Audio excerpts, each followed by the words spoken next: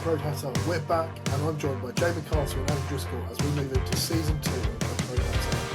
We're going to be talking all things Luton summer and look ahead to the first game in League One, which has finally come around after what has been a real rollercoaster in the past 3 seasons. But before all that, Jamie, how are we doing? Yeah, pretty good. It's a summer that's flown by as always. You always expect that the second the final whistle goes on the last game of the season, it's a flash and it's game 1 again, and that's true. It's been a very busy summer, both off the pitch at Luton with signings, and then also myself with a few trips here and there. But yeah, overall looking forward to the new season and what it will bring. Hoping that we can bounce back at the first opportunity, but I'm sure we'll speak about that and a lot more both today and this season. And Jamie's also joined by Adam as well, who still joins us. How are you doing, Adam? Yeah, all good, thank you, mate. I'm hoping this season proves something different to last season with my, being my debut season on the pod. So, hoping for some positive discussions on a weekly basis this week, or this season, I should say. And yeah, worth pointing out for people listening that Jamie and I sound a lot better than Finn right now. So Finn is obviously our host, but we're hoping to keep his talking to a minimal this week. Yeah, cheers for that, Adam. I've just come back from a festival today for those listening. And also hello to any Luton fans I did bump into who I didn't catch any names, but we just shouted Luton across the field at each other. Yeah, we'll get straight into things, but before that, don't forget to check out our website. That's oakroadhatter.com, where you can find all of our merch, website content, and keep up to date with everything we're doing. But let's get straight into things with the breaking news coming out of Luton. And it's breaking news as we speak and record this on Monday evening. And that is that Alfie Doughty has completed a move to Millwall, which is an undisclosed fee, but there's sort of rumours going around of a region of around 3 million, but they're unconfirmed, obviously. Jamie, how big of a loss is that with less than a week to go into the first game? Yeah, I mean, in football in terms, massive. Yeah, obviously, I think we expected him to go. We said as much in the last pod of the season in terms of players to come and go. So yeah, no shock. It's obviously a shame it's come this late in the day with the game, 72 hours away or so until the new season. So that's obviously a real shame. So yeah, massive loss. Clearly, the left wing back position has been one of much interest over the last few years. Obviously, we signed Ryan Giles to try and compete with Alfie, and that didn't go too well. Let him go.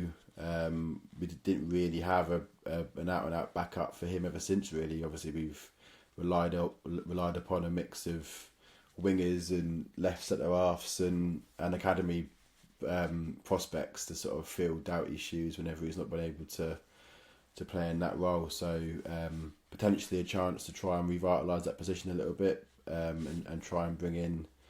Well, we certainly need one. That goes without saying that we absolutely need to bring in one to replace him. Not that you can replace him in sort of League One terms, and not to go all Pep Guardiola on you, but I think it's hard to find someone of the calibre of Alfie Doughty when you're a League One club. So yeah, that's my overriding feeling. I think obviously a bit sad to see him go.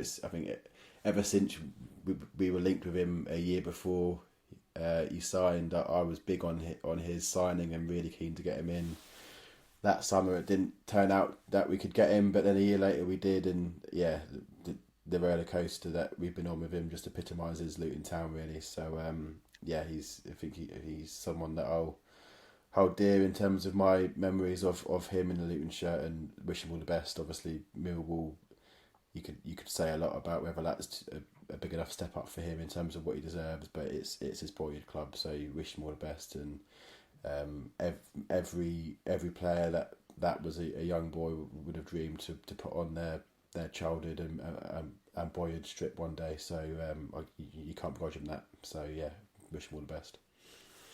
Obviously, we need to get straight into what's going to happen next, Adam. So, what happens in that left back spot come Friday? Good question. I suspect we are in talks with a target, and the sort of thing that we're hearing tonight is that Burnley left back, young lad Dodgson, supposedly meant to be going on loan to Stockport, and that's been the plug's been pulled on that, so he can come to us. Now, whether or not there's legs in that, we had an exclusive on the interest in him, a month or so ago, and it sounds like that interest has, remained under the surface, essentially waiting for this moment where we lose Doughty and we go for that number one target. So, I would expect probably something to happen on that, by Friday. Whether or not it's a signing that's made in time to throw straight in, I'm not so sure. I wouldn't be surprised if Friday night we saw Lomvik at left back or left wing back, and kind of go with what we saw against Tottenham, but also what the squad know to a certain extent. But yeah, Jamie's right. We clearly need to get a left wing back in to replace Alfie, and I can't say I know much about Dodgson, but if it is him, it seems like it's a good fit. It's an aggressive attacking left back, really good age, and a lot of potential by all accounts. So it'd certainly be one to keep an eye on over the next sort of 24, 48 hours.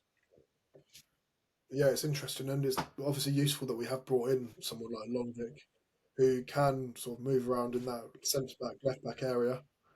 And also we've got the likes of Cal Naismith, who's now the club captain and can also play left back, albeit probably slightly less attacking than what we'd like to see from that position going forward. I obviously didn't see the Luton friendly against Tottenham, but by all accounts it was sort of a back five more so. Yeah, I mean, I think it was playing sort of three centre halves, two wing backs.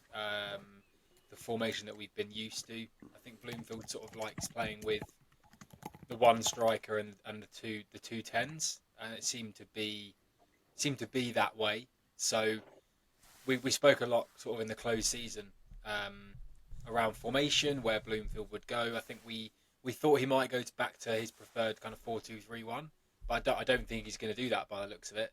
And there's an argument to be had on both sides, but I do think we have the personnel to be able to stick with what we've done. So I think that's what we'll primarily see for the most part, with the flexibility within the squad to change that if we need to. And we do now have a squad because of some other summer business, which we'll discuss, where we can be positionally flexible and formation wise, choose between a back five or a back four. Jamie, are you in agreement with what Adam said there, that it's likely to start with a five?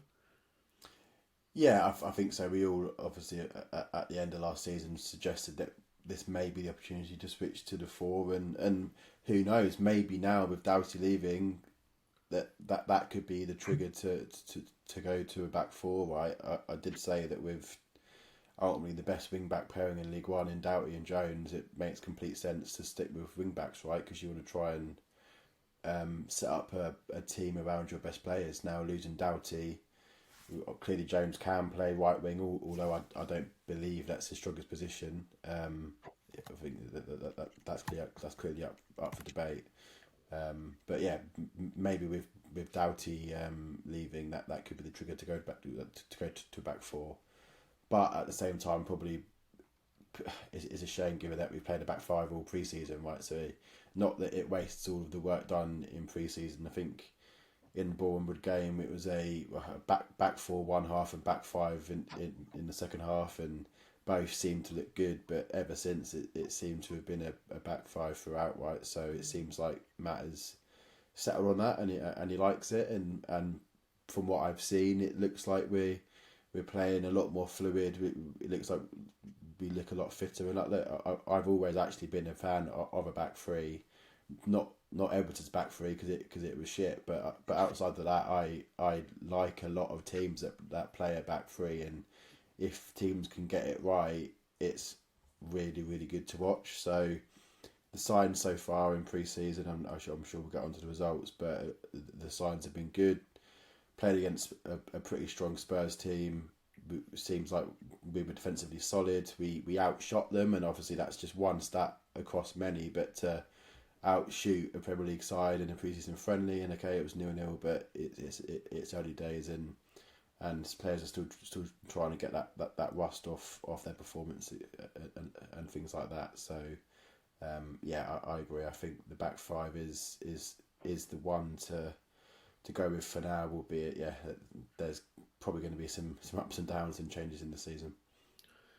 And let's talk about those new signings that you've mentioned there, who will likely see a fair few of them in the side come Friday. And we'll go through positionally rather than by date they signed, because it could cause all sorts of chaos if I'm trying to do that. In goal, we've brought in Josh Keeley, and that was obviously a position we really needed to bring someone in, with Kaminsky going to Luton 2.0 in Charlton Athletic. How happy are you guys with that signing? Personally, I think it's probably the best business we've done.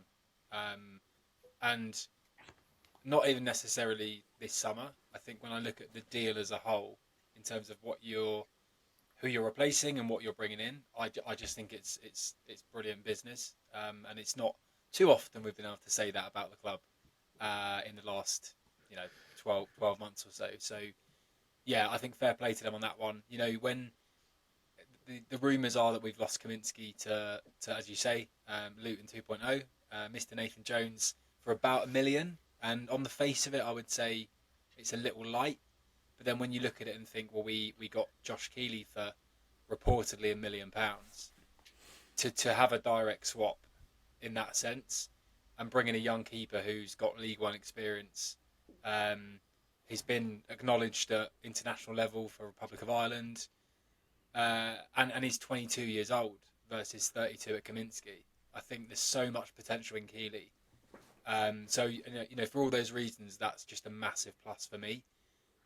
When I think about the way he plays, it sounds very much like he's a ball playing goalkeeper, and Bloomfield, I know, has been quite keen on having that, particularly as we're going to be a lot more possession based, hopefully, in the coming months. So yeah, I think that's a really good bit of business from us, and probably the one that really stands out for me so far this summer. Okay, we'll move on to the defence and the players we've brought in there. We've obviously announced a triple signing while the players were away on tour, including 2 defenders in Nigel Longvic, which I'm sure we'll mispronounce it many times this season, and also Hakeem Odafin, who is unavailable through injury and is undergoing treatment for an injury, which seems like he had that injury when he signed, which is frustrating to say the least. Yeah, so I guess on that, I mean, first of all, I'm going to commit and say Lonwijk. I think, I mean, my Dutch isn't great, but just the way you pronounce Virgil van Dijk, I'm going to go Vijk instead. So, I think in terms of Lonwijk, clearly it's a loan, but with some sort of agreement in place, I assume on promotion it turns into an automatic purchase, which fine, that's fine by me. He's not left-footed, but he's played on the left of a free quite a lot, so that's fine by me. Obviously, it's an area that we've needed to strengthen quite a lot, and he's had a couple of loans at this level already, and went up with Plymouth the last time they got promoted. So all good signs. Still young, very tall, by all accounts, not as good in the air as his height suggests. But equally on the ground, it seems like he's fairly rapid and pretty good with his feet as well. So I think overall a good signing. And then on a Dauphin, I mean, I was super happy with the signing because he was Rotherham's player of the season, and we got him on a free. I mean, he's 27, so he's coming into his prime now, and he's super experienced at this level. So to add that experience for free is great. Obviously a shame. I mean, they've come out and said it's a non-musculoskeletal injury, which to me suggests, well, that means it's nothing to do with anything bone related. So therefore he's not broken anything, or he's not injured anything, or he's not pulled a hamstring. So, I mean, reading between the lines, my assumption would be heart or lung related, right? And given all of the background with the club and Lockyer, clearly we're probably in a better place than most to be able to support a player through that, and clearly we're doing the right thing. And yeah, look, I mean, lots of talk in terms of we knew that at the medical, why did we sign him? But fundamentally, if they got the doctor's advice that all was going to be okay, and they built the squad on the back of that, knowing that he's going to be out for a few months, and that's fine. But we've got plenty of centre halves. He's a player that's worth gambling on and just not being able to play for 3 months, because if he comes in and gets to the levels that we know he can get to, then he's going to be a great addition at this level, both in defence or in midfield, because he can play there as well. So I'm fairly happy with both of those signings. And Adam, James obviously mentioned there we've got a lot of depth at centre back, to say the least. We have lost obviously Odoffin, and we've also lost Mengi for a period as well after that Southend friendly. But we are in a position where we still have plenty of players in that area. Yeah, we do, and again, it's not often you can say Luton are well stocked at centre half, because that's the position we've had our troubles. You think back to the likes of Hashioka having to play there, and just not being able to keep key players fit.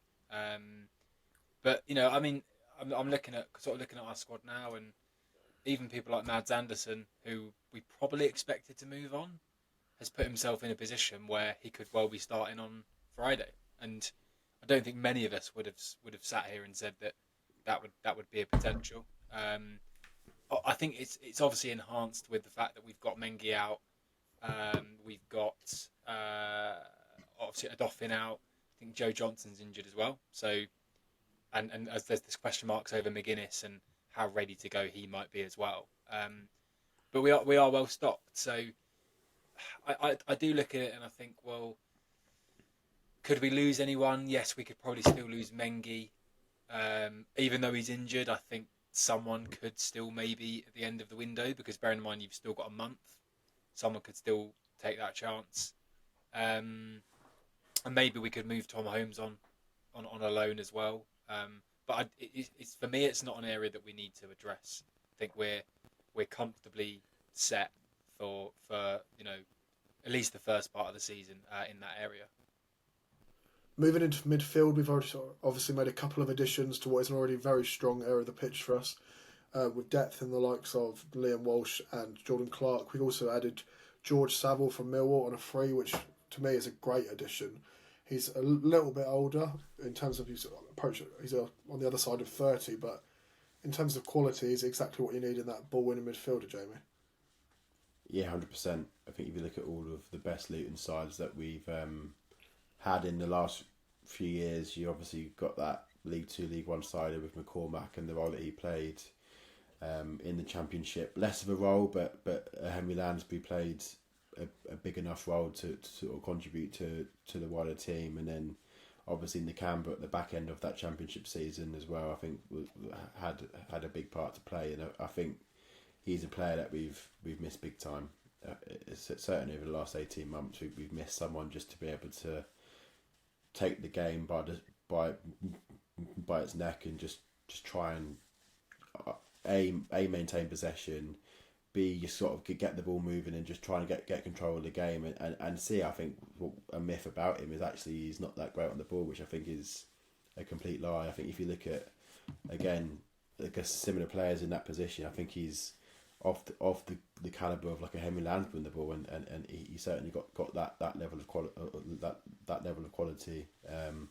In the games that I've seen him in pre-season, he's lit a class above. So yeah, really happy with that addition. And as you say, it just adds to a very, very strong midfield. I mean, if you told me that we'd be going into the League One season with a midfield option of Saville, Baptiste, Jordan Clark, Liam Walsh, got Fanny in there as well, and then obviously we'll come on to Richards as well. That adds as like a younger option. I mean, without casting many judgments, I'd be surprised if there's many better League One midfields out there than that. So yeah, I think overall we've got plenty of options in midfield and a great mix of experience and still sort of youth and energy in that midfield as well. So yeah, overall excited to see what sort of combinations we see this season.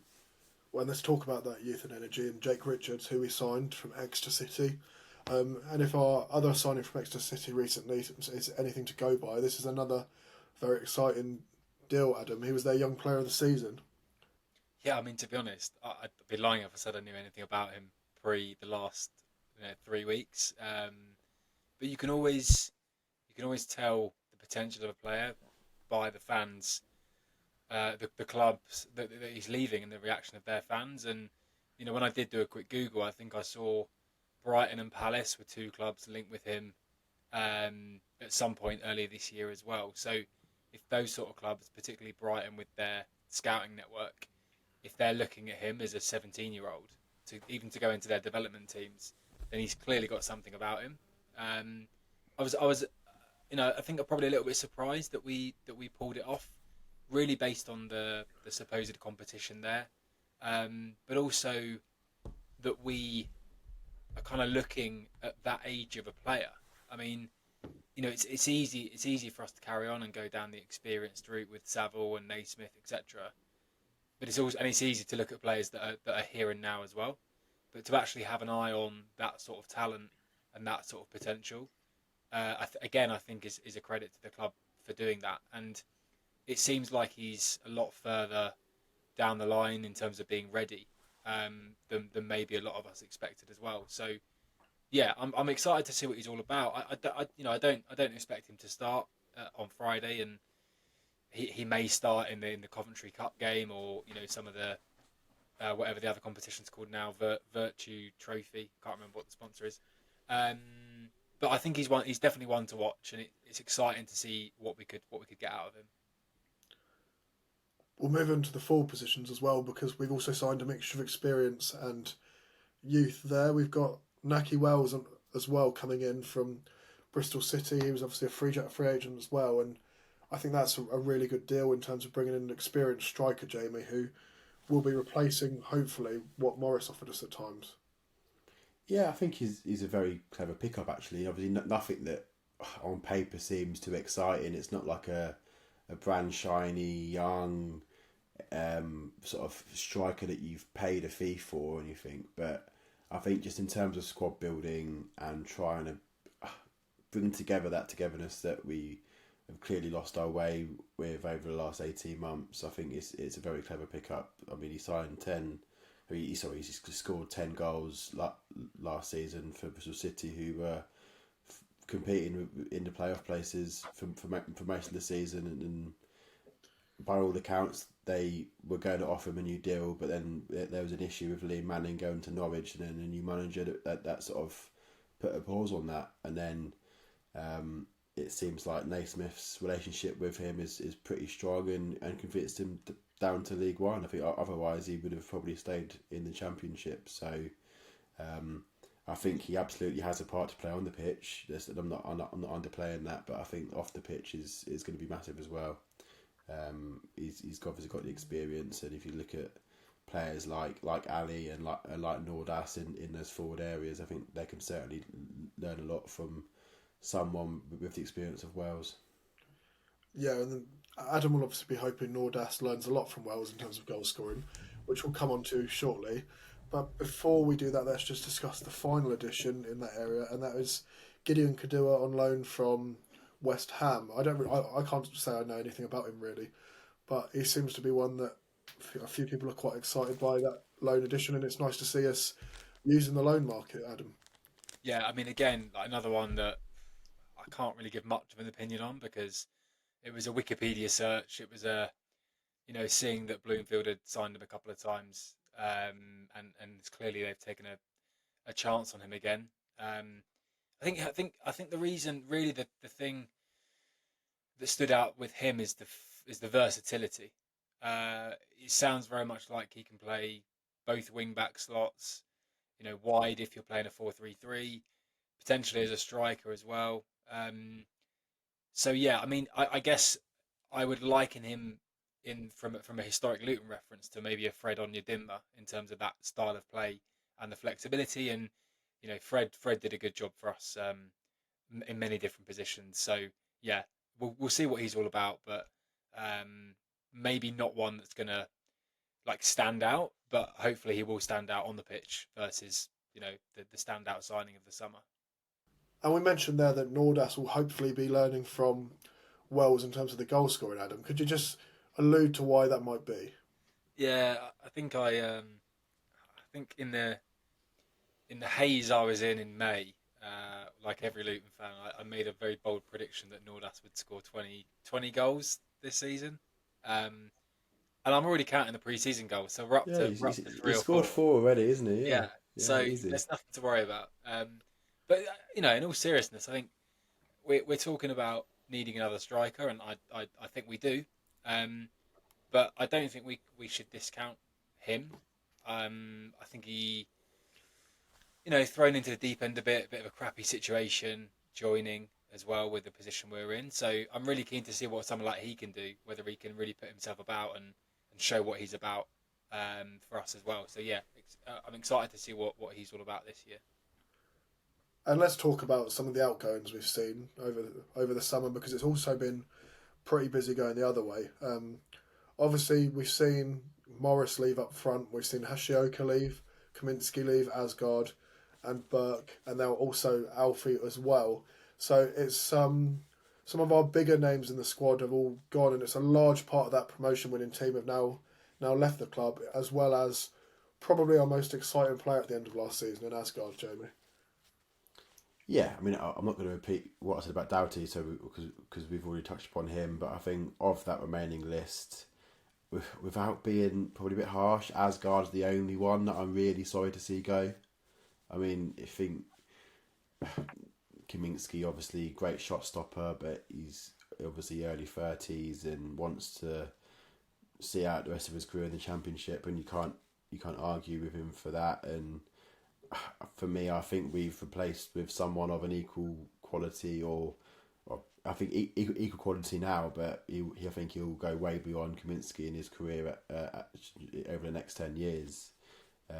So I'm not overly upset by him leaving. Reece Burke, like, I love Reece Burke in terms of when he could play, but fundamentally that was never often enough. So sad on one level, because I just liked him as a player, but I think when you take the emotion out of it, you're sort of one you're happy to see go.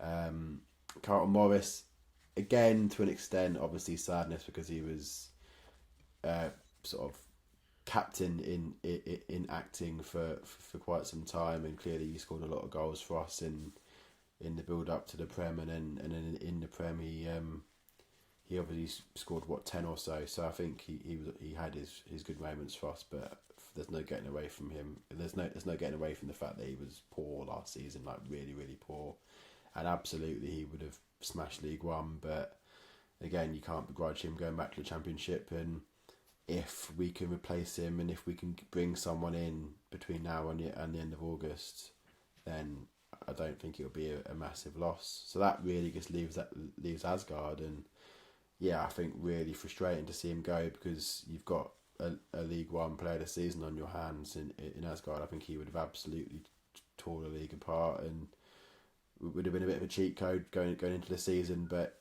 it seems like part of the deal when we signed him in January was, well, if you go down, then you've got to sell me to someone for the same price that you paid Wigan. So,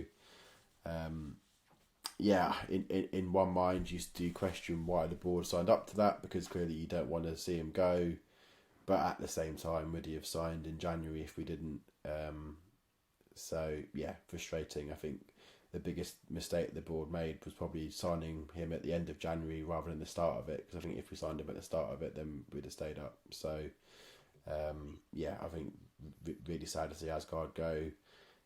Almost similar to that Barkley departure, where you can understand it and you wish him all the best, but it's sad because of the excitement that you could have seen this season with that particular player in the Luton shirt. But yeah, obviously he's at Rangers. He's going into European football. So if they're ever on TV, I might be inclined to switch on and see how he gets on.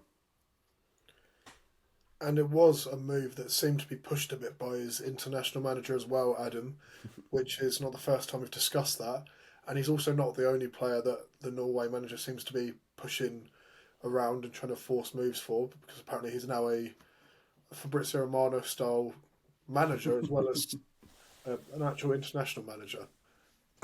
Yeah, I mean the bloke's a clown. Let's be honest. Like he's still bitter from when we beat them in the FA Cup and he got sacked at Wolves. So yeah, I mean, look, I don't think he needed to say what he did, um, but I guess for some reason he doesn't want to look at League One for potential call-ups for next summer. I do get that to a certain extent, but if a move is probably going to transpire anyway without those comments, so yeah, I think it was a bit unnecessary, and I do think the bloke's genuinely a clown. So I really hope they don't qualify at all for the tournament next summer, and yeah, he can get the boot again from another job, hopefully.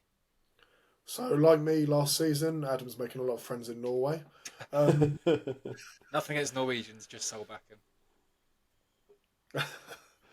we'd love to know your thoughts as well on Norway if you're listening, so let us know.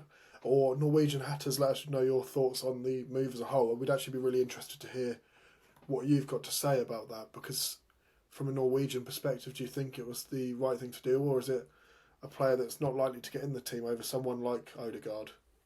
After the break, we'll be discussing the League One season and looking ahead to that first game against Wimbledon on Friday night under the lights at Kenilworth Road, which the Sky cameras will be on because they absolutely love watching Luton Town. Um, but don't forget to check out our website again whilst you're listening. So that's oakroadhatter.com, and you can find out the latest coming out of everything we do.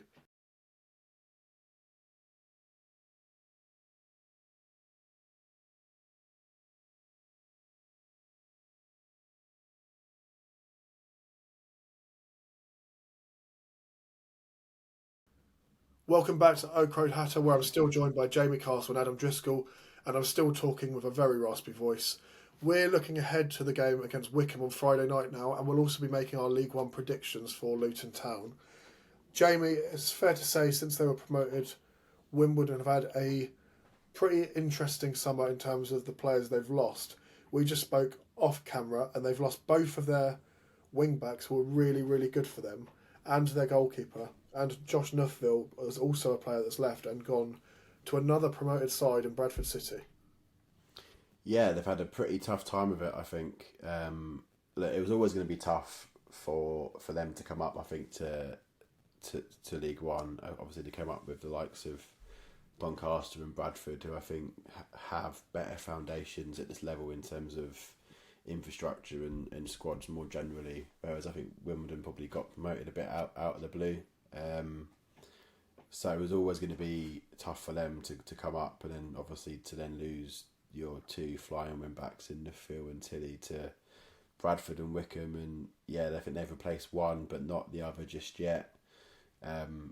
Yeah, it's difficult. Oliver lost the keeper because he was on loan. He's gone to Huddersfield. That tells you everything you need to know about how good he was for them last season. So to lose your starting number, so your starting goalkeeper in that way is difficult. But yeah, I mean, obviously kudos completely to the job that Jackson's done there, and probably if he had been honest, he probably would have chosen us as the game he would least like to start with in the League One season, right? I mean, away at Kenilworth Road, under the lights, I mean, I've heard a few people call this a must-win game for us, because if we don't, then that starts the season off sort of in that mental cycle of not winning games again. So, yeah, I think it's going to be a very tough season for them. But, I mean, as a club that is currently the most local EFL club to where I'm currently living, I wish them all the best outside of the two games against Luton, and yeah, I'm looking forward to trying to tick off that new ground. I think it's April is the away game, so I'm looking forward to it. Yeah, they're a side that will be probably fighting relegation for most of the season, Adam. I mean, it's a game where we really need to set out our stall early in terms of what we're going to do this season. Yeah, definitely. I mean, I guess like last season, the expectation's there, but even more so this summer, because in my opinion, we've had a pretty good summer with transitioning the squad. I think we're actually in a really good place. We've got depth in a decent amount of areas. So and yeah, when your fixture comes out and it's a home game against a team that's just come up from League Two, then absolutely the expectation is there. So I'm not gonna say it's a must win, because I think that's, yeah. I mean, some people might say that, but it's important we get off to a good start. We put in a good show, we put in a good performance, and we win the game. Um, I think if we do that, and we can, you know, do that for the remainder of August, pick up a couple of transfers between now and then as well, then the optimism will carry on, because maybe bar today with the Doughty saga, I think it's been quite an optimistic pre-season. So it'd be really nice to keep that going, over the next few weeks. And we have got what seems like a really good squad of players with a really good atmosphere within the club at the moment in terms of the playing staff and the management, where you'd like to think it will be pretty positive for most of the season, Jamie. Yeah, absolutely. I mean, for me, I'm pretty big on Bloomfield this season. I mean, the last time he was in League One was obviously is spelt Wickham before he came to us, and as far as I can remember, they were top of the league, 1 point ahead of the best team that League One's ever seen in Birmingham City. So to have managed that on a drastically smaller budget with, you would argue, a lower quality of player than what we've got, certainly in the midfield area. I think I back him to go strength to strength, and yes, it took him a while to get sort of his feet under the table and get his first win, but that was expected. I think whenever we spoke about him coming to the club, we did highlight his early days at both Colchester and Wickham being near to awful. It took him a long time at both of those clubs to sort of get the players playing his way, but then when he did, he got them playing excellent football. And in those last 12 games of the season, only Leeds and Burnley got more points than us. So we are essentially, in that last third of the season or so, the third best Championship team, and now we're in League One. So it's just difficult to obviously compare, but it just shows the quality of player that we've got at the club. And yes, we've lost some big players in Doughty and Asgard in particular, but we should certainly have the quality across the team, especially with the new signings as well, to really take it to this league and go up at the first time of asking. And for me, anything other than top two is a failure. I think if we manage to get promotion via the playoffs, that's us getting out of jail. But outside of that, I think it's a failure. So I back us to have a really strong season. And I think a lot of that is down to Bloomfield. Yeah, we can really look forward to it, which is really nice to say going into a season. And I think we did say that at the start of last season as well, but very much different circumstances. So we're all very optimistic, and we hope you are too if you're listening. And we'll move on to our predictions for the game and the season as a whole. So in terms of the game, Jamie, what are you expecting result-wise? I mean, I think we need to, and I think we will get off to a good start. I think Wimbledon will come to us as expected and put 10 men behind the ball. So I think it'll be a very difficult game to break them down to start with. But I think other than that, I think once we get the first goal, I think we can get a few. So I'm going to go 3-0 Luton. And Adam, what are your thoughts? Very similar, to be honest with you. I think, yeah, as Jamie said, it's going to be about getting that first goal and that breakthrough. It probably would change, perhaps change the way Wimbledon approach the game after that. But I don't really expect them to come at us from minute one by any means. So, yeah, my thoughts were similar. I think I'd take any form of win, but I would predict a 3-0 win. And are you predicting any goal scorers in the form of Las Nordas? All three. Get me closer to that 20-goal mark. Yeah. There you go. Left foot, right foot header. Yeah, perfect hat-trick for the perfect man. I was also going to go 3-0, but because you've both done that prediction, I'm going to go with 2-0 and be a bit more safe. But yeah, like you guys, I think the first goal will be crucial, and I do think we should be keeping a clean sheet against a newly promoted side. Let's move on to our season predictions as well, because we made those off camera. We're going to go through them now. We discussed the league position, the total points, the top goal scorer, the player of the season, the young player of the season, and the breakthrough player, which we renamed because the first name was a bit cringe. And we'll start with Adam. So, Adam, what was your league position? My league position was number one. I agree with Jamie to the extent of anything but top two is failure. But yeah, I've gone for us to win the league, which we love doing in League One. We do love doing that in League One. And are you expecting the same, Jamie? Yeah. As you can see from the nice little shiny graphic on the screen, first, I think there'll be some teams that will run us close at stages. I think Stockport are one to be feared. Huddersfield have obviously spent a lot of money and brought in a lot of players. Then you've got other teams like Blackpool and Bolton have strengthened really well, but I just can't see how they get anywhere close to us, really. So yeah, I think for me, first for Luton, but I can see, Finn, you're not quite as optimistic. I'm optimistic, but I think it'll be really tight with Huddersfield because they've been really, really busy in the summer as well, and they've made some really interesting signings. And I think it'll come down to the final day of the season with maybe 1 or 2 points decided it. You can see I'm backtracking on what my original prediction was here because I said second, and I'm now thinking first is more likely, but it's a bit too late for what we predicted earlier. But first or second for me, with Huddersfield taking the other spot. Let's look at the total points as well, and we've all gone really high for that. Adam's looking at the breaking 100 points mark on 102 points. Yeah, I mean, I did this sort of 5 or 6 times, going through every game, trying to work out how many points I thought we'd get, and I did come out with higher a couple of times, but I know. But in the interest of not getting too cocky and too arrogant, I think I'll settle on 102. Was your first attempt 138, by the way, Adam? It wasn't that high, but it wasn't far off. That being 3 points a game for 46 games. Yeah, I think I got to 106, but Wow.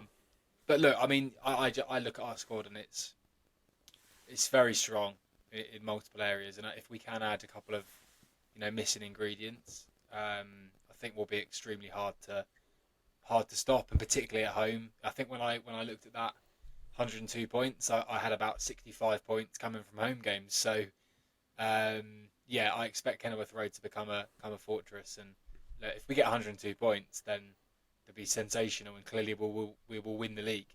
But anywhere around that will also do the job as well. And me and Jamie have both gone for somewhere in the 90s. Jamie's gone 97 and I've gone for 94. I can't say my maths was as definitive as Adam's was. Being on about 3 hours sleep, it probably wasn't ever going to be as definitive as Adam's was. All my general ability at maths. But Jamie, let's just 97 points. Yeah, I just think to get 100 points, you have to be very, very good, and I think we'll be very good, and I think we'll win the league as I've said earlier. But I think 100 plus points is around 2.2 points a game, and that means you have to be just consistently very, very good for 46 games, and I think we'll be there or thereabouts, but I think we'll just come short with 97. So I think we'll be talking about it in April. Can we hit the magic 100? But I think we'll just miss out on that. And let's talk about our top goal scorers then, because myself and Adam have both agreed on Naki Wells. So he's bringing that experience and he's outscoring Nordas Adam. But I think he will be a really good player in front of goal, especially given the opportunities from players like Clark behind him. Yeah, I mean, I know it contradicts my Nordas 20 goals, but in reality, I'm not sure I see Nordas starting. So I think right now, as we sit, Wells is going to be the starting striker, and even that might change if we bring someone else in, right? But yeah, right now I think the experience and the movement and that finishing ability of Wells, we'll see him score a few, and yeah, I'll go for him. But I do think there'll be good contributions from other players, so you could have a 16, 14, 12, that sort of thing across certain players. But I'll go with Wells. And Jamie's gone for an undisclosed new signing, so he's really backing Dodgson to do some really impressive numbers in front of goals. Yeah, I took a tip from the Gabby Sweet school of thought, and I'd go undisclosed. No, but no, I just feel. I mean, maybe a bit too optimistic or a bit living in hope, but we haven't spent much this summer, and I just think that we're biding our time for the right centre forward to come available at some point late in the window. Obviously, we were linked with Kelman, and it seemed like we put a bit of around £2 million in, but that wasn't to be. I know we've had interest in Kone for quite some time. Rumour had it we put in a £7 million bid in January. Will we renew that? I've got a slight working theory that he's he's one that's on our list, and we might try and make a play for late in the window. And then obviously you've got Alamadi at Ipswich, who by all accounts is available, but only once Ipswich have signed a replacement. So yeah, I hope and expect that one of Kone or Alamadi will come in towards the end of the window, or maybe there's an option like a Will Lancashire on loan that might come available at some point if we can't get Kone or Alamadi. So yeah, I'm going new signing TBC, and I don't expect anyone to get 20 goals. I mean, I'm gonna take a quote from not the top 20 League One 1 to 24s, but only 2 centre forwards in the EFL scored 20 or more goals last season. So it just shows that out of around 100 centre forwards in the EFL, only 2 reach 20 plus. So I think it's a bit of a myth that you need a 20 goal a season striker to get promoted. So I think Naki Wells will get double figures. I think Millie Ali will get double figures. I think even Jordan Clark might come close, but I think this new signing might just hit sort of the high teens. So Jamie's really hoping that new signing will be a striker, obviously. Let's look at the player of the season, because I've gone for Liam Walsh. I think now he's got past those cards last season, and I see Adam's face there because I know what he's thinking here. Once we look past those cards last season, towards the end of the season, I thought he was absolutely brilliant. And he was a real sort of metronome in midfield, just choosing how we play the game. And with this idea that we're going to be more possession-based, I think he can really do something quite impressive there, provided he gets minutes, which is also a risk with the amount of midfield options we've got. And I guess Adam's looking at the midfield as well and looking at a player who will get minutes, so he went for an easy banker. Yeah, I went for Jordan Clark, Mr. Reliable, Mr. Consistent. And also, I think I can see him playing higher up the pitch as well in this season, particularly with the quality and the strength we've got with Baptiste and Saville and Walsh and Fane as well, in those slightly deeper positions. So yeah, I can see Clark getting pushed up higher, and I just think if you get the ball to Jordan Clark, at this level in particular, and he was doing it in the Championship and at points in the Prem, but if you get the ball to him, he'll create so much, and I think he'll score goals as well. So all round, I think he's my player of the season because he's just someone that is so reliable for us. And Jamie, you've obviously gone for Millie Ali, who was my second choice actually for this one. But just discuss why you think that. Yeah, I think it's a bit of an obvious pick. I mean, I agree both your picks are good players. They're going to have great seasons, but I feel like you've done it to be different. Whereas I was like, look, let's just go with the obvious one, and that for me is Ali. I think he's frightening. I think the games that he came in at the back half of last season, he was playing at a really high level. So now to be doing that at League One, a level that he is played at before, so obviously he knows the level as well. I think he'd be far too good for the level, and I think he'll run defenders ragged. I think he'll get 10 plus goals and 10 plus assists this season. So I think anyone that does that deserves player of the season. And we'll move on to the young player of the season, because we've also all gone for a different option here. And you look at our 3 options, and they are all very, very talented young players at the club that the club clearly has a lot of trust in and has a lot of faith in that they'll do well. So, Jamie, we'll start with you, and you've gone for Josh Keeley. Yeah, and I guess the reason for that was I think at the base of every team is a strong goalkeeper. And clearly we've signed him to be number one. And I think, yes, okay, I think we'll show our strength in attack through the season, but I think there'll be times where we'll need to show our strength in defence, and I think that starts with the keeper. Everyone thinks highly of him. I think his distribution is excellent as well. So if he can keep 15 clean sheets and get an assist, then I think that's good enough for young player of the season for me. I think last year he got a goal and an assist, which is quite unheard of for a goalkeeper. He was more fruitful than Tahith Chong last season, which is interesting. So, but now I jest. I just think it's a fairly obvious pick.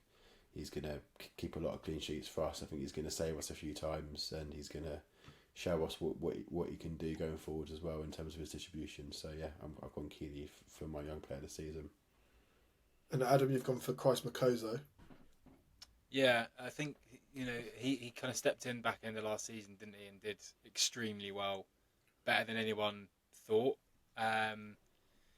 For a 19-year-old or whatever he is that we'd never heard of, that's coming over to a completely different country and all that, all those considerations, he was exceptional in the Championship. So the fact we've managed to keep him is brilliant, and for me, he's one of the first names on the team sheet, particularly when you're picking a back three. So I think he'll get good game time, he'll get minutes, and I think he'll stand out again and have a really good season.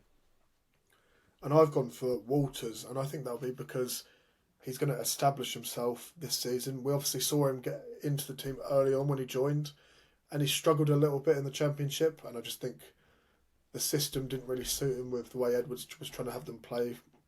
And with some support and backing from the manager and a much stronger defence and goalkeeper alongside him, I think he's going to really show what he can do and show why Arsenal rated him so highly as well.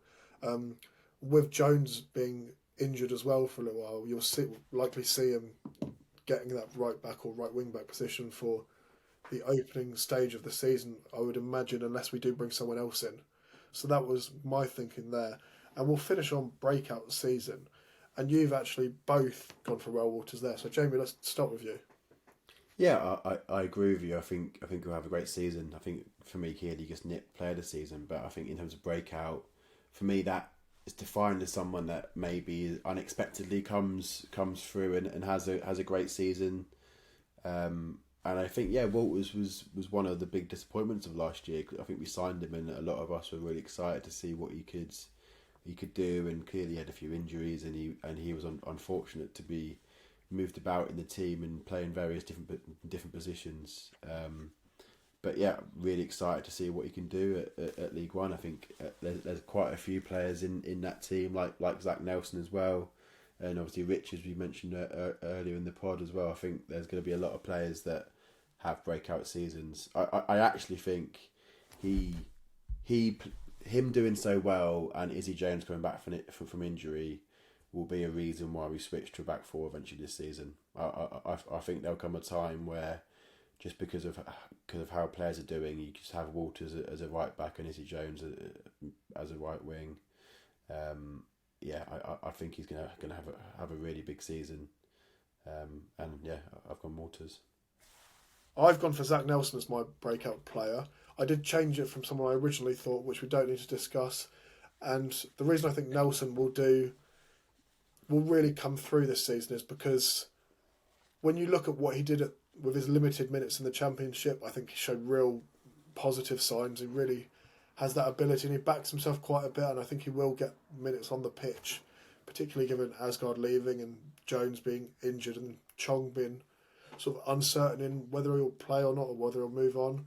I think there is an opportunity for him there to get into the side. And I actually agree with what you say there, Jamie, about us moving to a back four eventually. I think that will suit him more because it will give us more attacking positions behind the striker to pick from, and he'll benefit from that. But we'd love to know your predictions for the season. So if you look at the template we've got, which will be on our social media, you can let us know who you'll be backing as the league position, the total points, and all the top goal scorer and the players of the season. And let us know on the comments on YouTube or on social media as well. But from us, I think that is everything, and we're all looking forward to League One beginning under the lights on Friday against Wimbledon, and hopefully it's a big season for Luton Town. But thank you very much for listening, and the next episode I will have a much stronger voice in.